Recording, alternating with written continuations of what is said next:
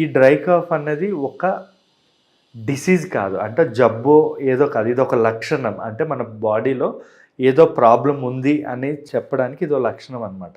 So దీన్ని ఎలా మనం అరికట్టొచ్చు అంటే, మెయిన్గా మనం అరికట్టొచ్చు అంటే మనం కొంచెం జాగ్రత్తగా వాటర్ బాగా తీసుకోవడం, లేదా మనకి పడని ఫుడ్స్ తీసుకోవద్దు. ఎలర్జెన్స్ అంటాం, అంటే కొంతమంది కొన్ని పడవు, పుల్లనివి పడవు, ఆయిల్ ఫుడ్స్ పడవు, లేదా కొన్ని పల్లీలు పడవు, నట్స్ పడవు, అలా ఏవి పడవో అలాంటి ఫుడ్స్ అనేవి మనం తీసుకోవడం అనేది తగ్గించుకోవాలి. లేదా బయటికి వెళ్ళేటప్పుడు మాస్క్ పెట్టుకోవడం కానీ, లేదా హ్యాండ్స్ వాష్ చేసుకోవడం కానీ, ఇలాంటివన్నీ కూడా మనం చేసుకోవాలి. ఇంకోటి, మనకి ప్లమ్ తగ్గే మెడిసిన్స్ కొన్ని ఉంటాయి.